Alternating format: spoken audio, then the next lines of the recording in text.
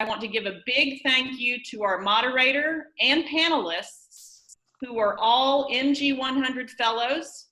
Thank you for donating your time today to share your thoughts and experience with our alumni. Thank you everybody for tuning in, and I'll turn it over to our moderator, Rhett Power.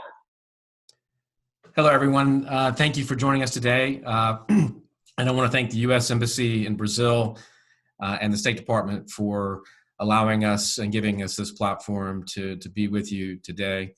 I do want to encourage everyone to turn on their video so that we can see everybody's bright, shiny faces. So if you want to turn on your video, please do. We'd love to see you and get to know you. That's visual. I'm a visual person, so being able to do that is really important. So today we're going to be talking about, as Julie said, we're going to be talking about leadership during a crisis. Now, the coronavirus is having an impact on all of us. Worldwide, every business, every family is feeling this in many different ways. And the effect of this pandemic that it's having is, as I said, is worldwide. And it's important as leaders that we respond. And it's important that we take care of our families, ourselves, our teams, our people, and our customers. So we're going to dig into that today. We're going to talk about and explore how we can do that better today on this call. That's what we're going to do. That's our whole reason for doing this. And I've got some of the leading experts in the business, I can't wait to introduce them. I do briefly want to introduce myself. I'm an executive coach, I'm a speaker, and I'm an author. In 2018, I was named the best small and medium-sized business coach in the U.S. The #1 thought leader for entrepreneurship, I think, is 360.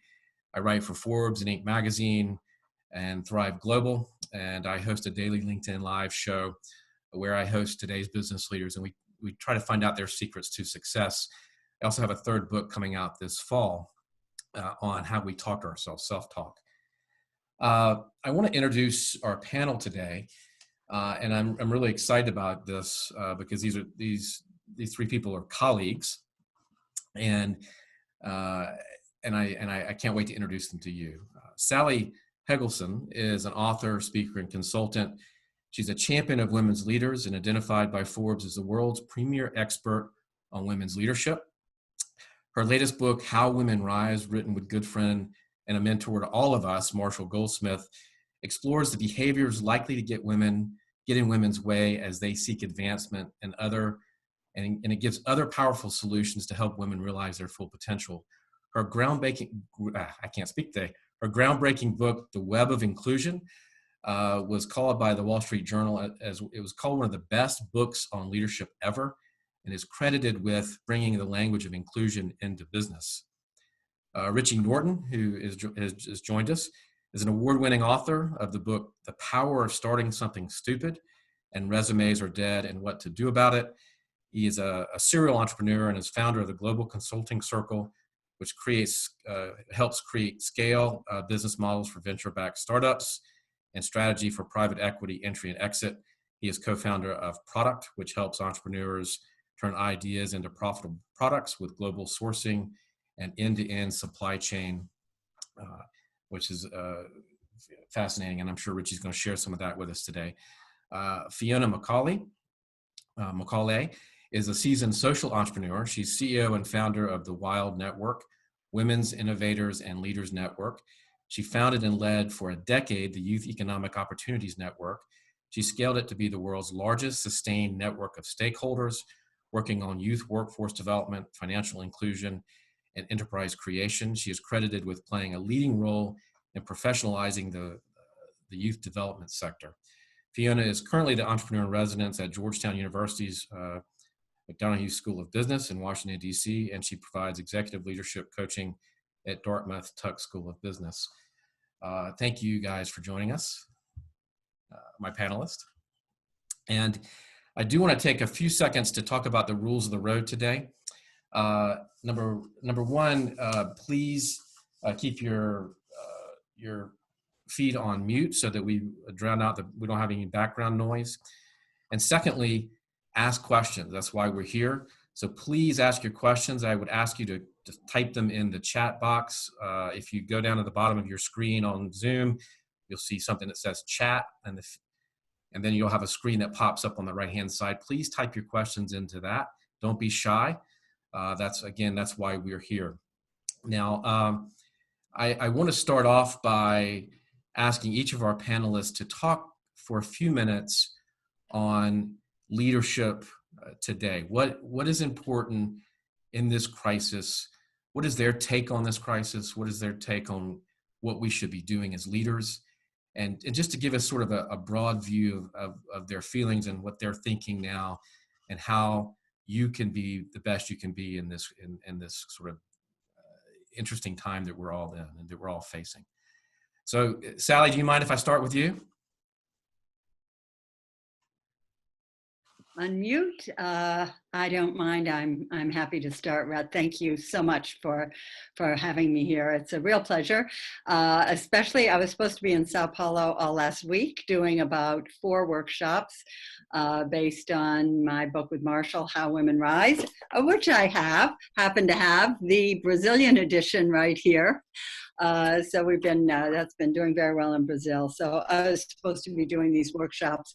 And it's been a really interesting time with the coronavirus in terms of thinking about the impact on leadership, and especially how that impacts women leaders. The workshops I do are aimed at helping women leaders address what may get in their way. Also helping men to support women by having a very specific idea of their strengths and habits that can hold them back, and help organizations be a better force in developing women's careers. So in the workshops I do, I really emphasize 3 capabilities that are essential: intentionality, connection, and presence. And all my work goes into those buckets. And as I think about them, all 3 of those are both more challenging and more important in this crisis. So I want to speak for a moment about each one of them, because I think that there's really interesting ways that they're playing out. Intentionality is really being very, very clear and very explicit about what it is you intend to contribute in the world. And this has been upended. About a week ago, I reviewed my 2020 intentions and realized that all of them had to some degree been exploded. But this doesn't matter. What's helpful now is to think, what do I intend to contribute in this time of crisis? And how can this benefit my family, friends, colleagues, customers, clients, suppliers, the whole range? What do I intend to contribute? Being very clear about that is going to help us navigate all the choices that we have to make, many of which are very new choices. And this applies to all of us. It helps us think about the actions we want to take every single day. Connections. One of the upsides of this crisis, if you could call it that, because it is overwhelming and tragic, is that many of us have much more time to reach out to people and to be in touch and to build connections. And that has been one of the real gifts of this period. But it's also important, if you have a very clear intentionality, to think also, when it's appropriate, of how do I want to engage people to help me make my contribution. And in order to do that, it has to be inspiring and resonate with them. I'm getting so many offers. You know, I've switched my model to leading in the time of coronavirus, et cetera. You want to be really clear about where you're adding value and how people can be inspired. And you also want to acknowledge that people are being overwhelmed with what they have.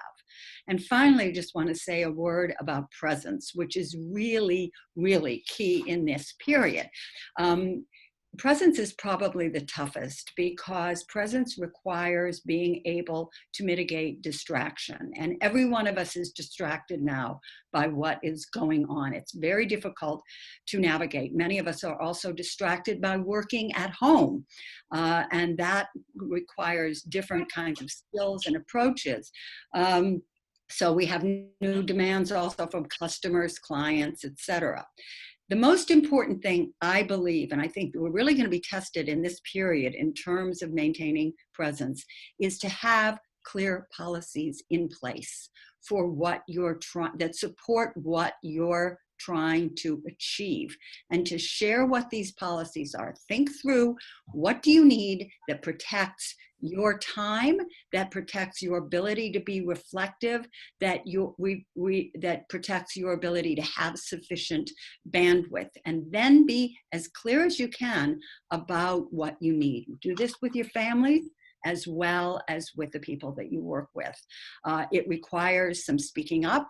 It may require some pushing back and negotiation, but this is the time to get comfortable with understanding the importance of setting boundaries that protect your ability to be present, because presence is how we manifest leadership and how leadership gets understood at a visceral level from the people that we work with. That's it. Thank you. Thank you, Sally, very much.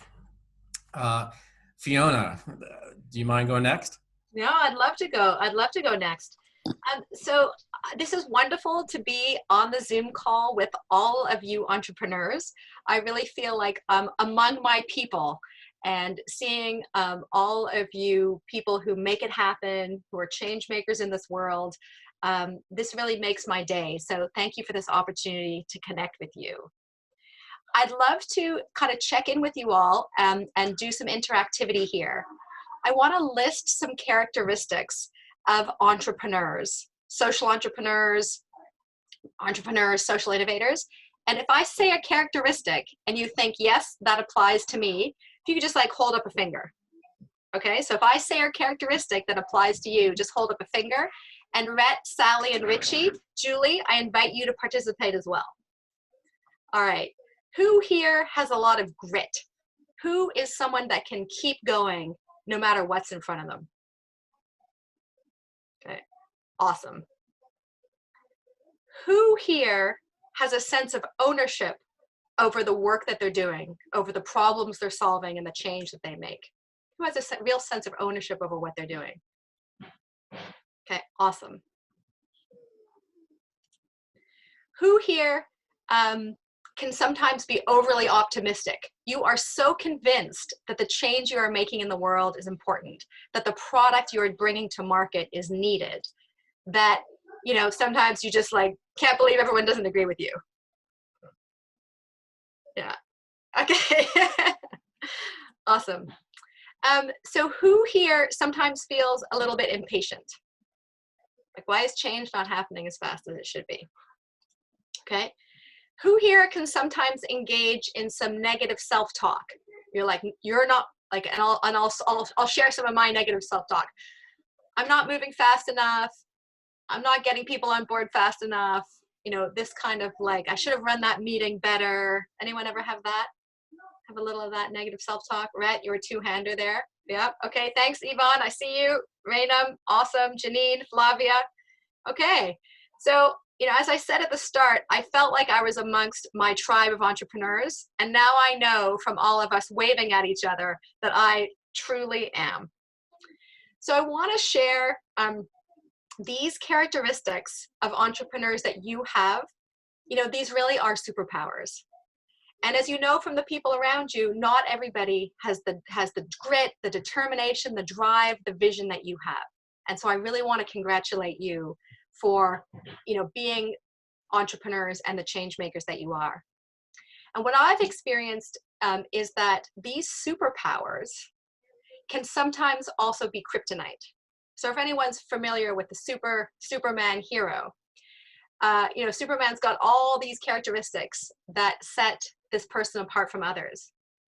But there's also this kryptonite. There's also this kind of Achilles heel that can sometimes make those superpowers work against him. So let me share an example for myself. When the coronavirus kind of first hit, and here where I am in Washington, D.C., I really was quite flummoxed. Like, I had so many thoughts racing through my head. My optimism just kind of like deep dived. And while I'm generally so optimistic, when my optimism like gets smacked on the head, it goes like for a big deep dive, and then the negative self-talk sets in. And my challenge is that I'm supposed to be hosting a 400-person event on May 6th, a women's leadership event. And like nobody's leaving their homes. So what my team and I have been working towards for the last 9 months, it has been postponed. And I hope it takes place in October, but maybe it won't even take place this year in 2020. So when that first happened, I felt like I had to get the whole plan in place, like how we were going to communicate with all of our funders and participants and the venue we had signed an expensive deal with. I felt like I had to sort that out in a morning and then be able to go to my team and tell them what the new plan was.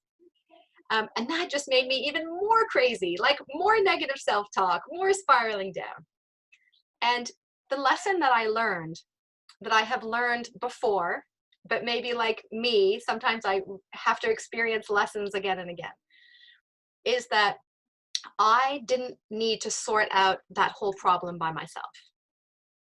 In fact, my team, who was also concerned about all these things because they also have a lot of ownership, they really wanted to be part of the solution with me. And by thinking I needed to come up with a whole new plan and solve all the problems by myself, I was actually depriving them of the opportunity to be part of the solution, which in turn made them feel better. So when I got this feedback from them, I realized that in fact, my kind of like grit and determination and only I can be the change maker, that I'm responsible, was not only really tough on me, but it was like taking something away from the people around me. Because stress by yourself is really a terrible thing. But shared stress, in fact, really lifts the load, and we're not burdening others. We're actually inviting other people in to be part of the solution that they want to be part of.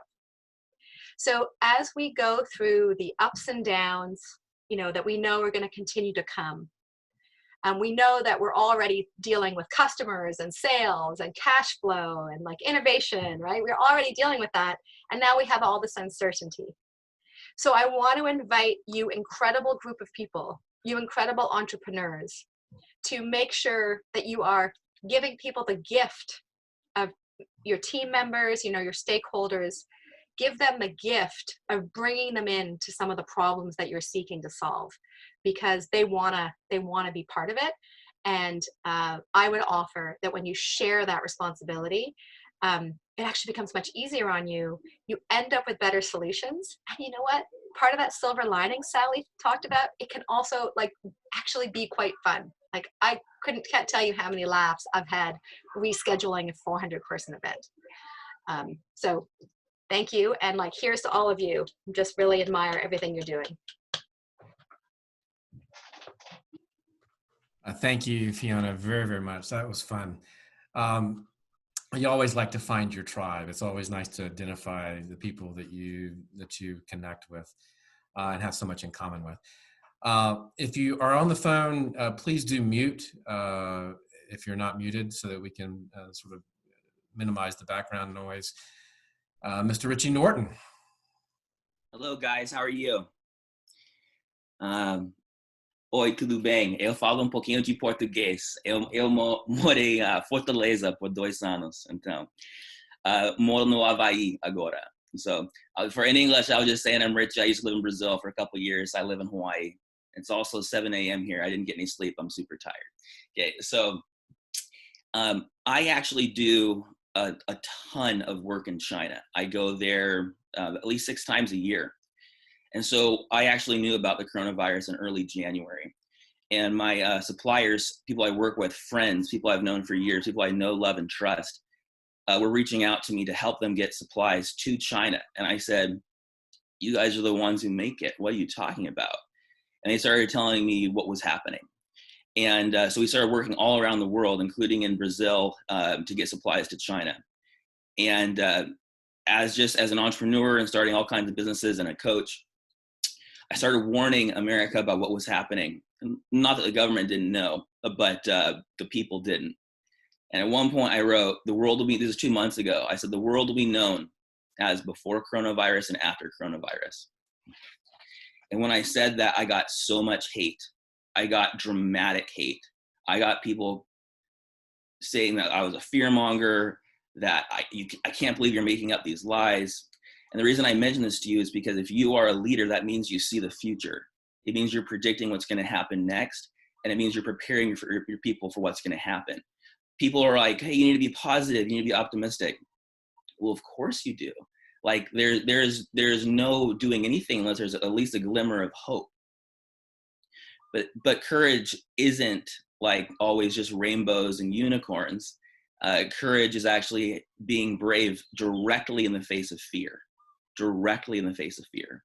And I know as a small entrepreneur, you are scared of selling right now because you are scared, as I am, that people are going to think you're taking advantage of people, or that you're being an opportunist, or that you can't fulfill the way you used to. But I want to just give you some advice, straightforward. There is nothing better that you could do for the people that you've been serving and providing products for than continuing to serve them and provide products for them. And you can straight up tell people, I am scared that you're going to think I'm doing something that I shouldn't. Please, let me explain to you why I'm still working and selling and trying to help you. Because I'll tell you this, your true customers, the ones that actually need your product or service, if they're not getting the support, love, products, and other goods and services from you, they will go somewhere else to find it. And they will remember that you shut down, and they will go with the people that didn't.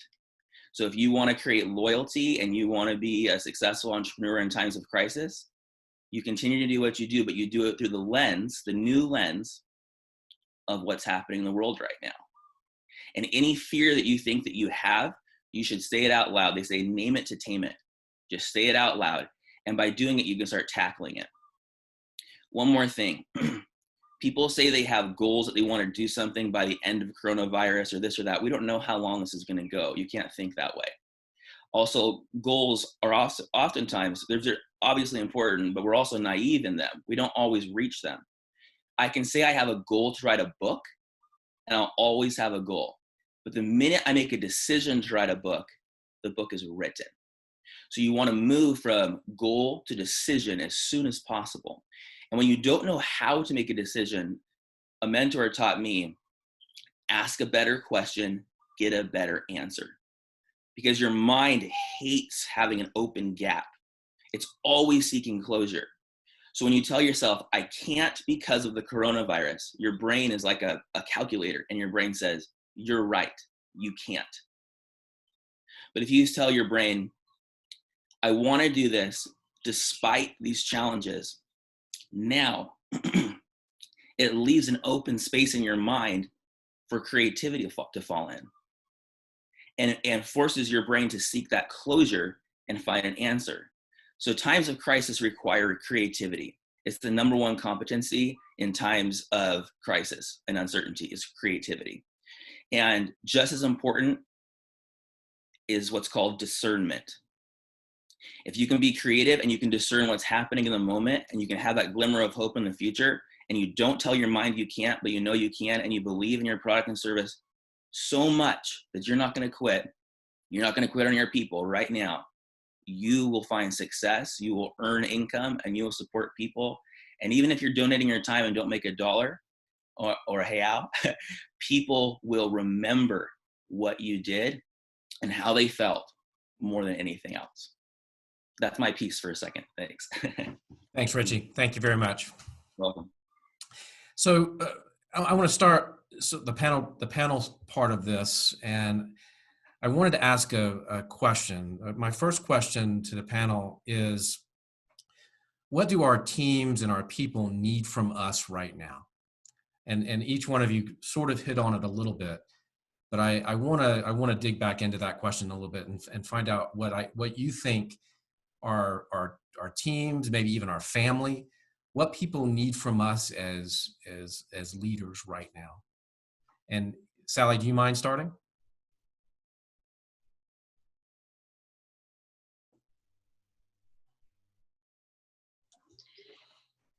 Rhett, it's showing that someone named Melissa Jacobs started doing screen share. Yes, it does. And I don't know why. Is that someone on your team? Oh, there we go. Perfect. Do you mind starting, Sally?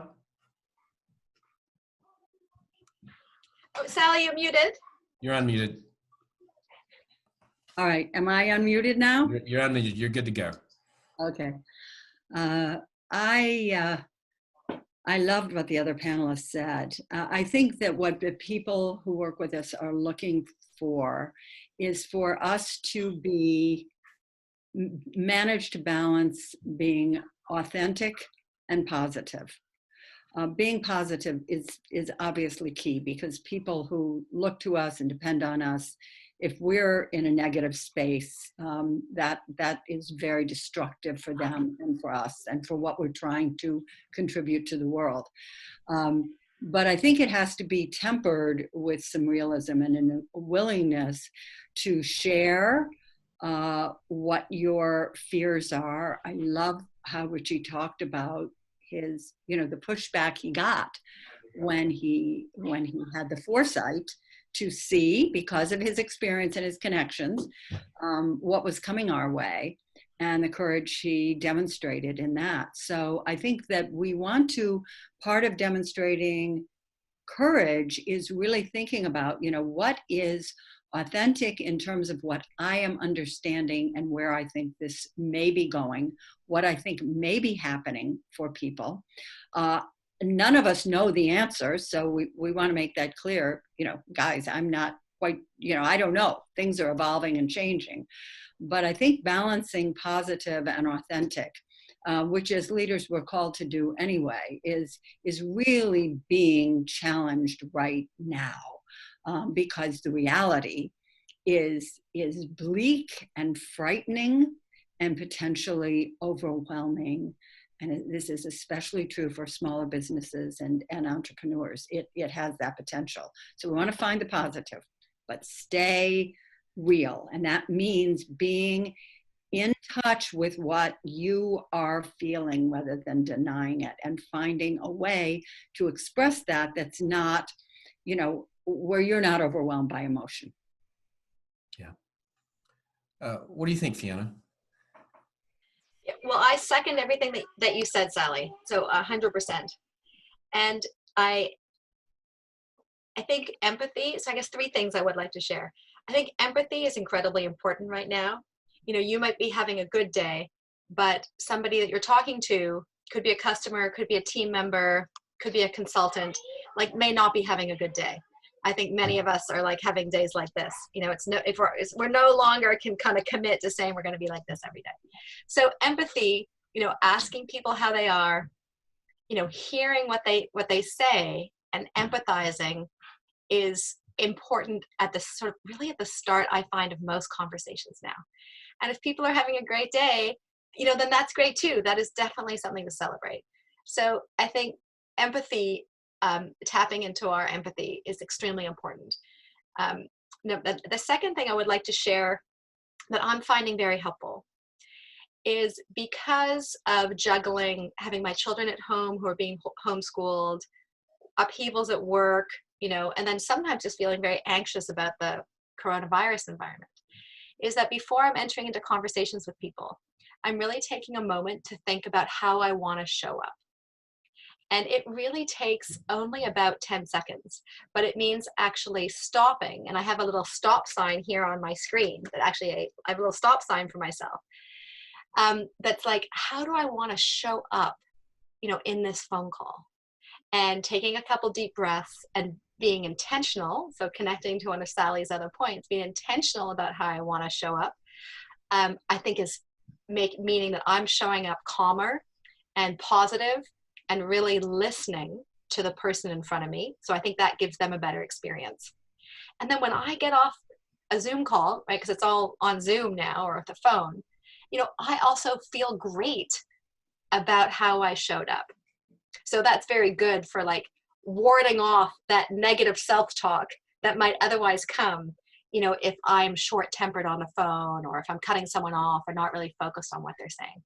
So I think the empathy, and I think the intentionality with how we're showing up. so that we can be the best leader possible. And again, as Sally said, that's not to say that we don't want to be authentic. Like, we can also share if we're like not having a great day. But we can share that information also coming from a place of calmness and from a place of being very focused on the person we're talking to. Thanks, Red. You're welcome. Can I get a show of hands? Who is actually working from home now all of the time? So that's pretty much everybody, looks like, on the call. And how many of you are managing your teams remotely? I just want to kind of get a sense of that. Okay. So about half and half. Okay. And are you finding that challenging right now? Is that something that is a challenge if you are managing people remotely?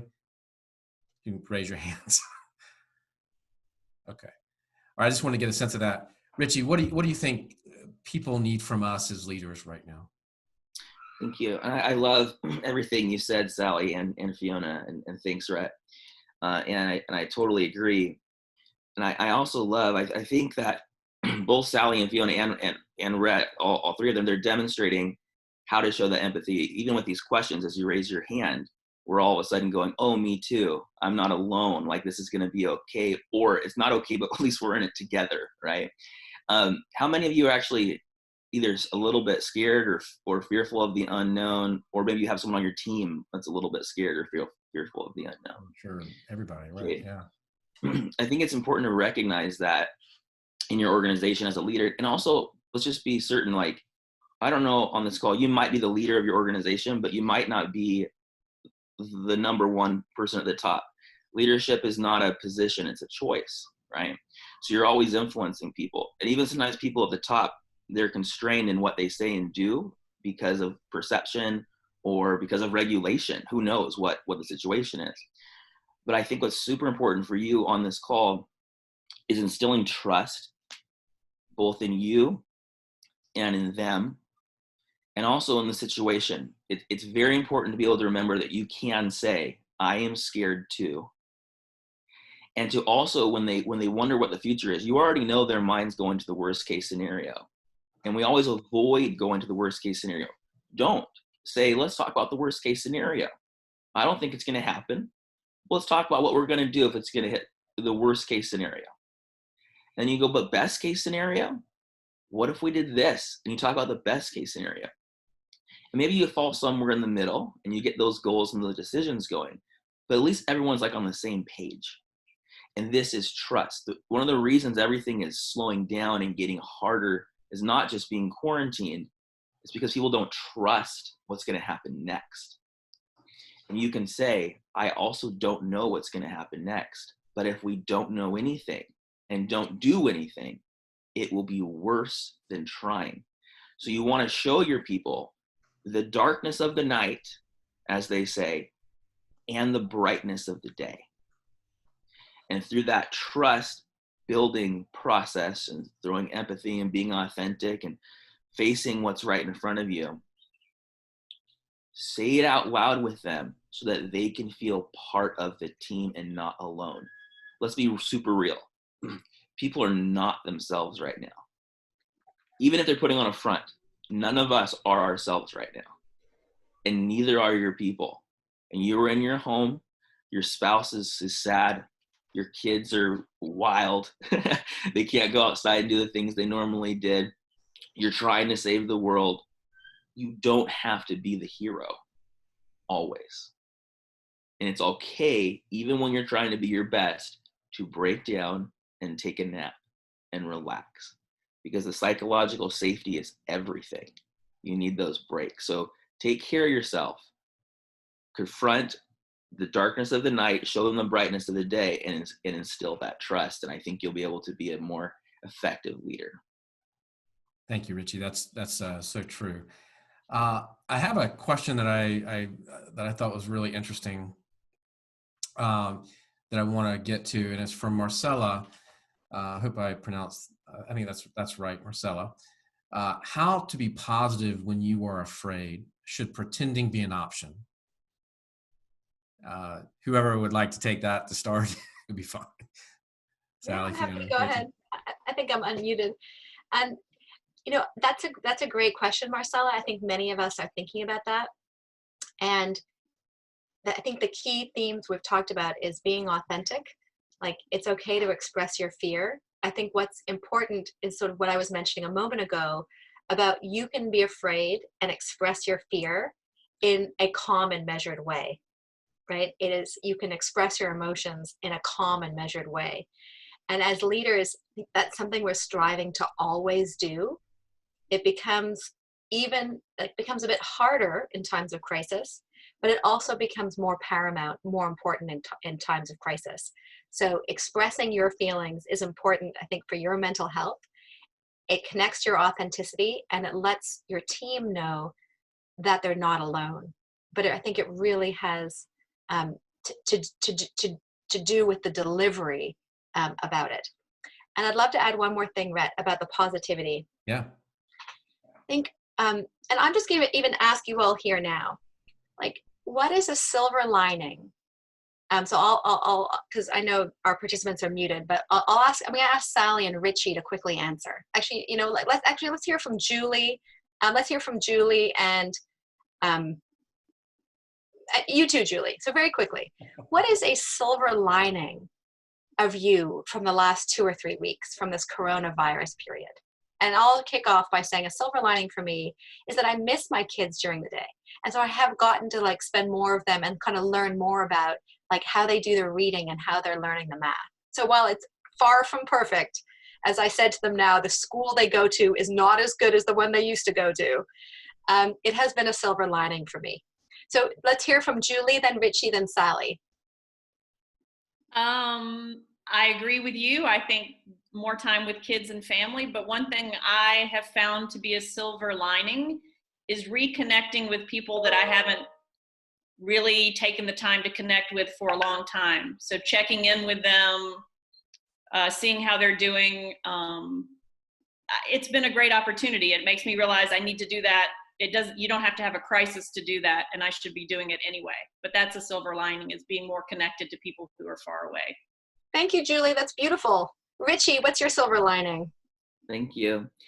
I totally agree with Julie. And also, even though I said you don't have to always be the hero, I always try to be the hero. And I always look for where people not being helped, can I help there?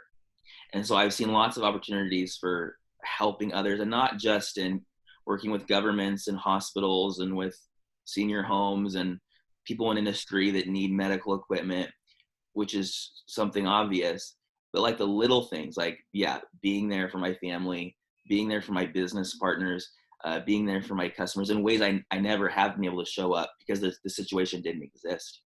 And one question you can ask your people along with what Fiona's asking right here is ask people and yourself, what am I able to do now that I wasn't able to do before? And I asked that on Facebook and Instagram and wherever else. And I got comments of people just saying, I'm home with my kids now. There's no traffic anymore. And, at the end of the day, what's cool is if you like working from home or not, you're going to be doing this more, probably forever. The entire world's going to change.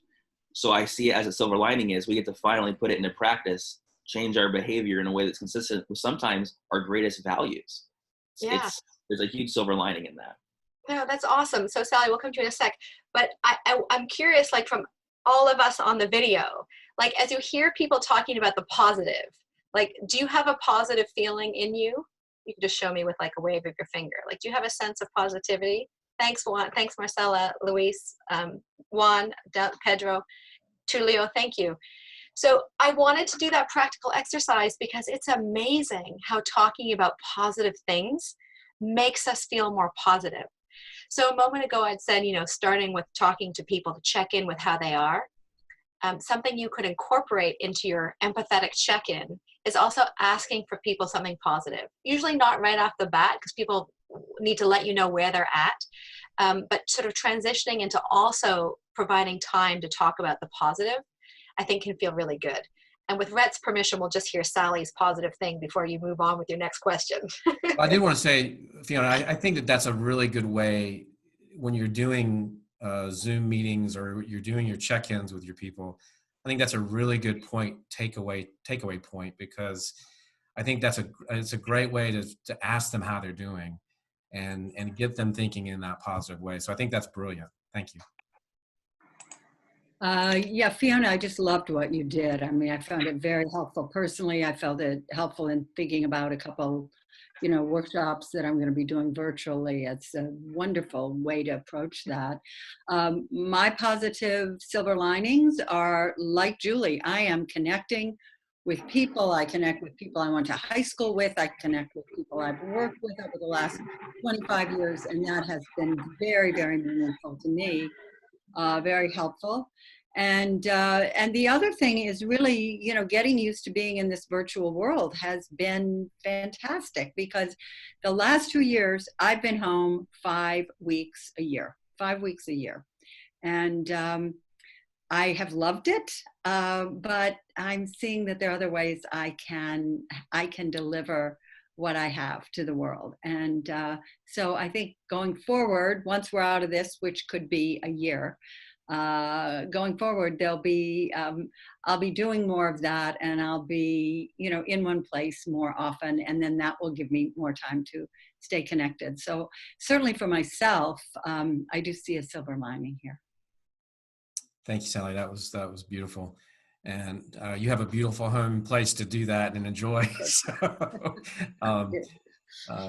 enjoy it some more. So I want to combine two questions that we have here, one from Ivan, I think, and one from Paloma. And it's about team engagement. Paloma asked, how do we keep our teams engaged and give them emotional support? Mental health and emotional support is a big challenge with remote teams. And then Ivan asked, one of our colleagues is clearly not dealing with the quarantine well and being alone, and I'm not sure how to help. Do you guys have any thoughts on those two questions? Can I ask how that colleague is not doing well? I mean, is that colleague going out, or is that colleague just under pressure? We'll wait for the response, but I don't know if Mars. There he is.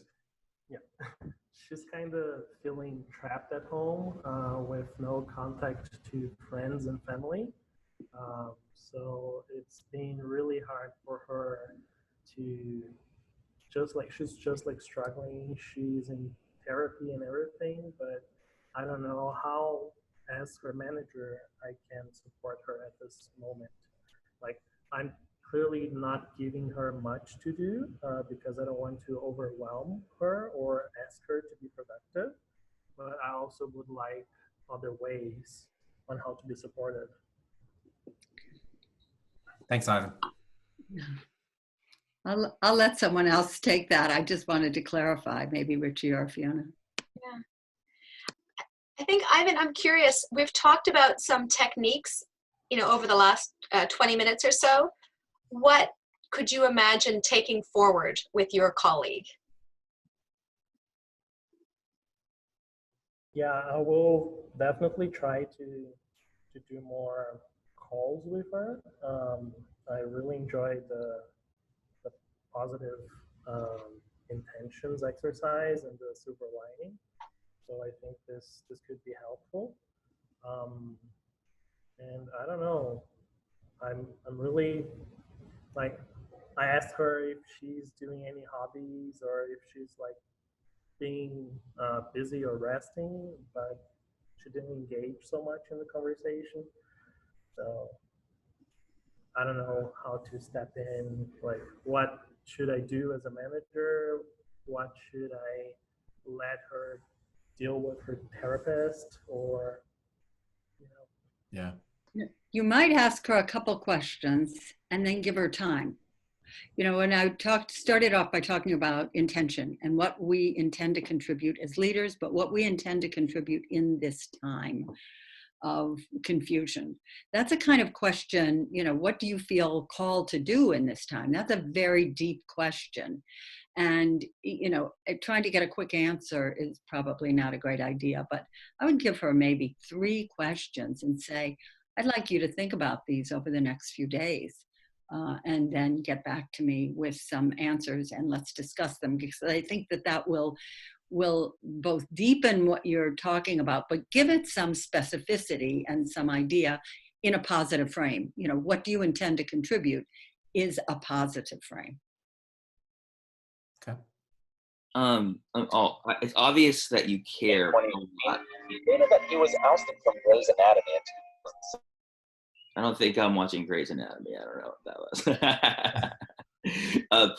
was. It's obvious that you care a lot, and I think that's really important. There's some boundaries here. There's some personal stuff going on that's different than professional. But what everyone's experiencing, and including her and you and I, is we're experiencing what's called trauma.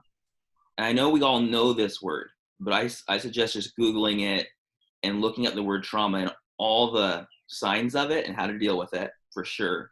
We're also dealing with grief. We've all experienced a ton of loss. And I have a son that passed away. I have a brother-in-law that passed away. I had a son that got hit by a car and almost died. My wife had a stroke and lost her memory and got it back. I had a friend that just recently died. We have friends dying all around us right now, not just from coronavirus, but from other things. It is a wild time. You don't know what she's experiencing. People ask a similar question when somebody dies, because I've had so much trauma in my life. They say, what do I say? The only thing to say is, I'm sorry. It's the only thing to say.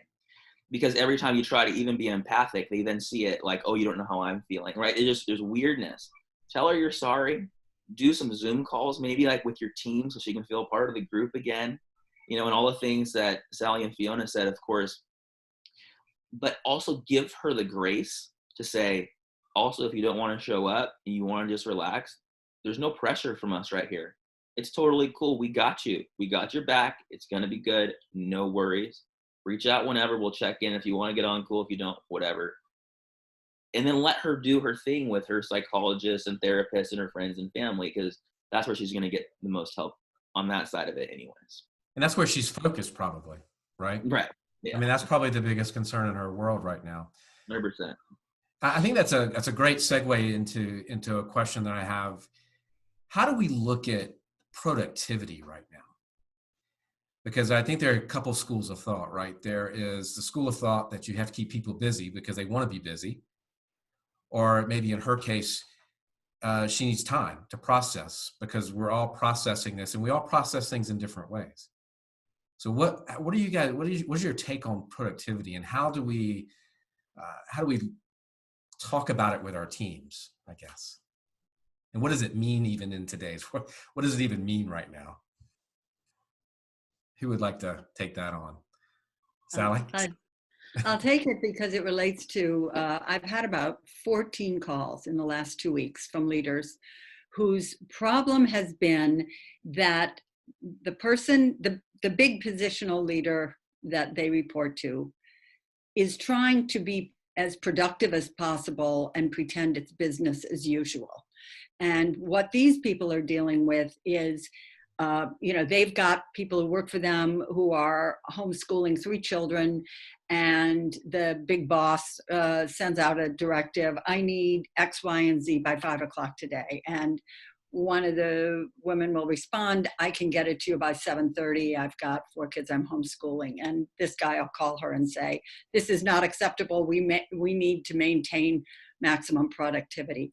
At that point, your job is to really do what Peter Drucker says. As a leader, your job is to manage upward and manage the expectations of that individual, and really be very clear that our standard definitions of productivity need to be adjusted. And I think the other thing, you said about, how to engage people, no one size fits all now. And that's why the techniques of empathy and listening and a disposition to doing that is so important, because different people, as is being described here by Ivan, different people are needing very different things right now. And so having, I talked about policies and protocols, that's for you as an individual. But trying to enforce policies rigidly right now is going to blow up in your face. So that's, I think, one thing to consider. Thank you. Yeah. Fiona, Richie, anybody? you know, I just agree with everything that Sally said. I think open communication has never been better. And one of the things that I do that I have found extremely helpful is that I'm having a stand-up meeting with my team every morning at 10 a.m. for 20 minutes.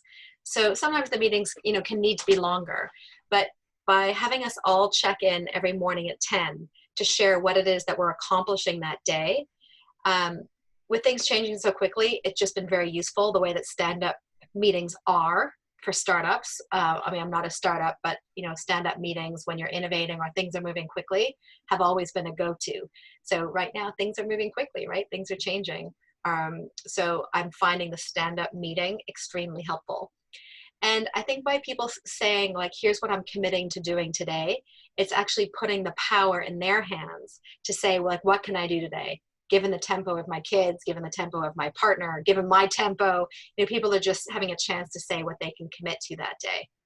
And I think as, you know, managers, like, and I, you know, sometimes maybe we have concerns or have had concerns in the past, oh, people are going to try to, you know, do the least possible. But I certainly don't find that. And if you've got the right people on your team, you know, I think you won't find that either. And it's this question of giving people trust and grace, I think, goes a long way.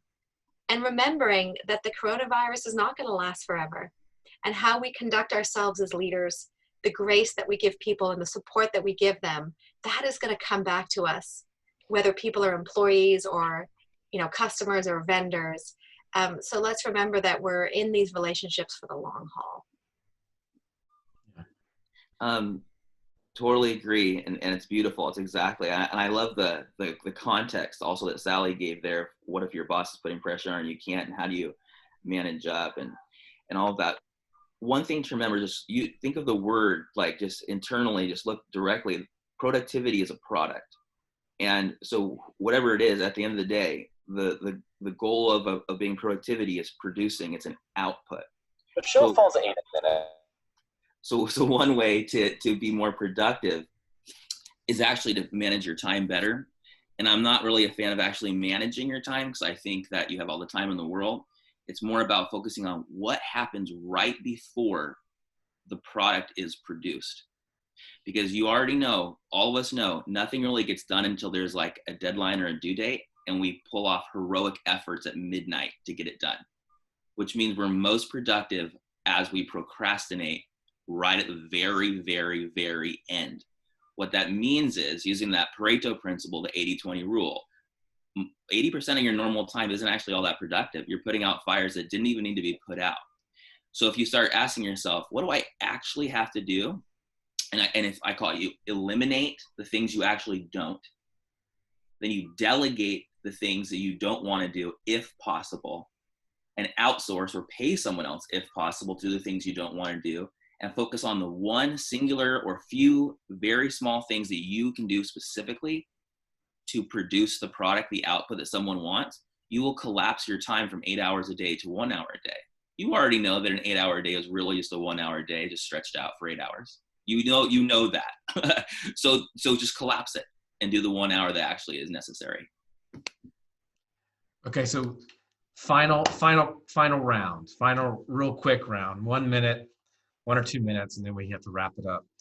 I'm going to ask each of the panelists to give me one, if you just remember one thing from today's conversation, what is it? What's their key takeaway for you as we wrap it up? Sally?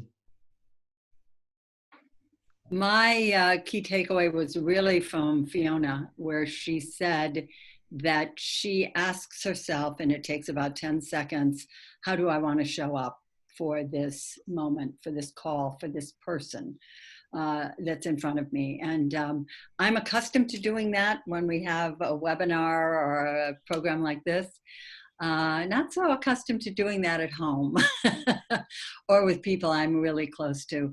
And I want to begin to incorporate that degree of intentionality, that that what some people call the sacred pause at the very beginning before every human interaction, because I know that that will give it more resonance, that I'll be able to save myself a lot of time by not saying stupid things that I then have to take back, and that it will deepen that connection and that perception of empathy. So thank you, Fiona, Richie, you've been fantastic. Really enjoyed this. Thank you, Sally. Who would like to go next? Who's ready? I'm unmuted. I'll go ahead. Well, thank you, Sally. I actually love how you're raising the bar on doing that at home as well. So I'm right there with you. I might need you as an accountability partner, but I'm right there with you. And so I've had so many takeaways from everyone, and it's been hugely empowering to see like entrepreneurs from across Brazil on this call. Like I actually find this really uplifting because it makes me feel like we are really in this together. And actually, kind of at a tactical level, I love what one of our participants posted. Iluska, can you wave, Iluska? So we know who you are. Yes, thank you. So I had talked about what I'm finding the stand-up meeting in the morning, quick check-in meeting with everyone about what we're going to accomplish that day, really helpful. And in the chat, Iluska said, yeah, do that in the morning, but then do one in the evening, like do one at the end of the workday as you kind of wrap up your work. So that's my takeaway from you, Iluska. Thank you so much. You know, Fiona, I like that because it actually gives people permission to end their day, right? I like that. Nice added bonus. And Rhett, if you'll let me just slip one more in. Please do. Yeah, I have appreciated the consistency between what you've said, Rhett, Sally, and Richie about kind of like this, like really being authentic, checking in with people on their emotions and how they're doing. I find that very validating. And given that I have been flexing that muscle in this time of Corona, maybe you've been flexing that muscle too. You haven't always spent that amount of time or care on how people are doing. That's been very validating to me that that's something that I want to, take forward in the post-Corona era. So, thanks Richie and Sally and Rhett for that. Yeah, big culture. I think that'll make such a difference in your culture, your work culture, that I don't think we even know how that's going to impact how people feel about you as a leader and the organization as a whole. Richie, what do you think? No, I think it was Ivan Prado who was talking about his employee. I love the idea of thinking about the individual, because a lot of times we think about everybody, but it's actually more powerful to think about the individual because everyone's an individual. But also the story that Ivan's now going to be sharing, or that she will be sharing with others, that her manager was so good, will spread throughout the organization. And, or not, who knows? But it's those tiny 30-second stories that create culture. The ones that we share and share and share is what we believe. I love everything that everyone said. And if I had to pick one other thing, I love when Sally was talking about managing or leadership, managing up, because I think it's incredibly important to manage expectations. Which another word would be boundaries. And we set boundaries for ourselves. And also there's never been a greater time in the entire world for it to be accepted to forgive others and give them a grace and say, it's okay. We're in this together, man. It's okay. Because when the end of this all happens, whether it's an end or a continuous kind of thing, they're not going to remember that product, the productivity. They're going to remember whether someone got angry or not. And also how you dealt with that angry person or not. Manage the feeling and the culture overall. Thank you, Richie. And thank you, panelists, everybody. And thank you for being here today. Thank you. So let's give everybody a round of applause. Everybody deserves it. And thank you for joining us today. I think this is important. The thing I'll leave you with, it's important to slow down and take time to process this. I think it's, we often get spun up and we're moving 1,000 miles an hour. And I know the last 2 weeks for me, it has been a whirlwind. And what I have to remember is to slow down, process, think, because this is a great time to think about what you're doing and how you're doing it. And so again, thank you to the embassy. Thank you for the forum. Thank you for being YLI Fellows and doing the good work you're doing. And I'll turn it back over to Julie. I just want to thank you guys. Thank you to our panelists, Sally, Fiona, Richie. Thank you to Rhett for moderating. Thank you to our alumni. I also need to give a shout out to Fernando Costa, our alumni coordinator, for helping put this together. Thank you, Fernando. Our intention is to do this weekly. Yay, Fernando. As a weekly opportunity to get mentorship and advice from experts in the field. So you should be getting more information. We want to do it at the same time next week. Mentor Talks Brazil. We'll be looking for your feedback and your thoughts, so please let us know. And on behalf of the U.S. Embassy and consulates in Brazil, thank you, thank you, thank you.